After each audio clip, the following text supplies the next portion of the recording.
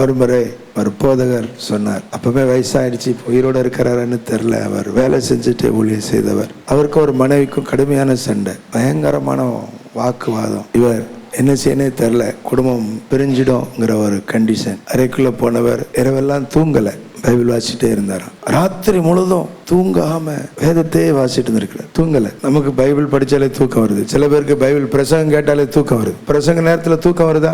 Bible எடுத்தா தூக்கம் வருதா? சில பேர் இப்படி ஆலோசனை சொன்னதை கேட்டிருக்கேன், தூக்கம் வரலையா, பைபிள் வாசி உனக்கு தூக்கம் வரும். எவ்வளோ பெரிய கண்டுபிடிப்பு பாருங்களேன். அவங்க அனுபவத்தை சொல்லியிருக்கிறாங்க. வாசிச்சா தூக்கம் வரும்ல, அது இயல்பு தான். ஆனால் பைபிள் வாசிச்சா தூக்கம் வரக்கூடாது. அமேன்னு சொல்லுங்களேன். நேசித்து வாசிச்சா தூக்கம் வராது. சாப்பிடும்போது யாருக்கா தூக்கம் வருதா? சொல்லுங்க. சாப்பிடும்போது யாருக்கா தூக்கம் வருதா? அப்போ பிரசங்கம் கேட்கும் போதோ பைபிள் படிக்கும் போதோ தூக்கம் வருதுன்னா என்ன அர்த்தம்?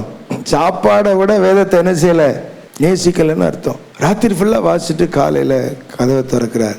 மனைவி இப்போ எப்படி வருவாங்களோ, பூரிக்கட்டையோட வருவாங்களோ, கரண்டியோட வருவாங்களோ தெரில என்கிற ஒரு பயத்தோடு தான் அவர் கதவை திறக்கிறார். திறந்தா அவங்க மனைவி கண்ணீரோட வந்து, என்னை மன்னிச்சிருங்க, என் மேலே தான் தப்பு இருக்கு, நான் இனி இப்படி பேச மாட்டேன், நடந்துக்க மாட்டேன் என்று அழுது மன்னிப்பு கேட்டாங்க. இவருக்கு நம்பவே முடியலையா. அவர் சொன்னார் எங்ககிட்ட, என்னால் நம்பவே முடியல, நான் வேற ஒன்றுமே செய்யலை. அன்பான கர்த்தருடைய பிள்ளைகளே, உங்கள் குடும்பங்களில் ஏன் சண்டை வருது தெரியுமா? அடிக்கடி சண்டை வர்ற குடும்பங்களுக்கு சொல்றேன், நீங்க வேதத்தை நேசிக்கல. நீங்க வேதத்தை நேசிங்க, உங்க குடும்பத்துல சமாதானம் உண்டாகும். வேதத்தை நேசிங்க, உங்க வாழ்க்கையில சமாதானம் உண்டாகும்.